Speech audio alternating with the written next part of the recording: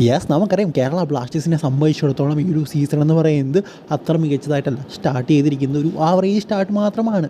അതായത് ഒരു വിജയം, രണ്ട് സമനില, ഒരു തോൽവി എന്നിങ്ങനെയാണ്. സോ നമ്മൾ ഈ ഒരു വീഡിയോയിലൂടെ വളരെ പ്രധാനപ്പെട്ട ഒരു കാര്യമാണ് ചർച്ച ചെയ്യാൻ വന്നിരിക്കുന്നത്. സോ അതിലേക്ക് പോകുന്നതിന് മുമ്പ് നിങ്ങളുടെ ലൈക്ക് എന്ന് പറയുന്നത് ഭയങ്കര ഇമ്പോർട്ടൻ്റ് ആണ്. 100 ലൈക്കിൻ്റെ ടാർഗറ്റ്. നിങ്ങൾക്ക് വെറും 2 സെക്കൻഡ് സമയം മാത്രം മതി ആ ഒരു 100 എന്ന ടാർഗറ്റിലേക്ക് എത്തിക്കാൻ. സോ എല്ലാവരും ഒന്ന് ലൈക്ക് ചെയ്തിട്ട് വീഡിയോ കാണാനായിട്ട് ശ്രമിക്കുക. നമുക്കറിയാം ഒരു ടീമിനെ സംബന്ധിച്ചിടത്തോളം സെറ്റ് പീസ് എന്ന് പറയുന്നത് വളരെയധികം ഇമ്പോർട്ടൻ്റ് ആണ്. ബട്ട് നമ്മുടെ ഏതാണ്ട് 4 മത്സരം കഴിഞ്ഞു, നമുക്ക് സെറ്റ് പീസിൽ നിന്ന് ഇതുവരെ ഗോൾ പോലും അടിക്കാൻ സാധിച്ചില്ല. നമുക്ക് സെറ്റ് പീസ് കോച്ച് വരെ ഉണ്ടെന്ന് വിചാരിക്കണം. ആ ഒരു സമയത്താണ് സെറ്റ് പീസിൽ നിന്ന് ഒരു ഗോൾ പോലും വരാത്തത്. ഇതിൽ എടുത്ത് പറയേണ്ട ഒരു കാര്യം എന്ന് പറയുന്നത് നമുക്കറിയാം കോർണേഴ്സ്, അത് ഭയങ്കര ഇമ്പോർട്ടൻ്റ് ആണ്.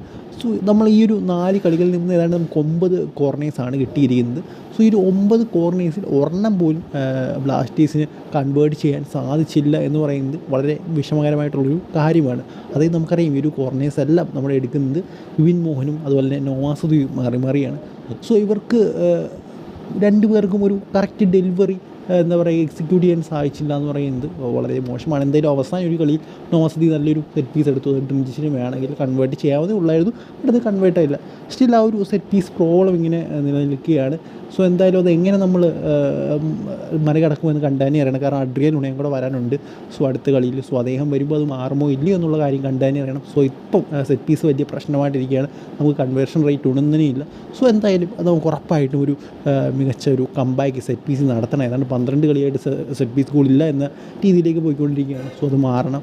സോ എന്തായാലും ഈ ഒരു വീഡിയോ നിങ്ങൾക്ക് ഇഷ്ടപ്പെടുത്തി തീർച്ചയായും ലൈക്ക് ചെയ്യുക. അടുത്ത വീഡിയോ കാണാൻ. Good bye.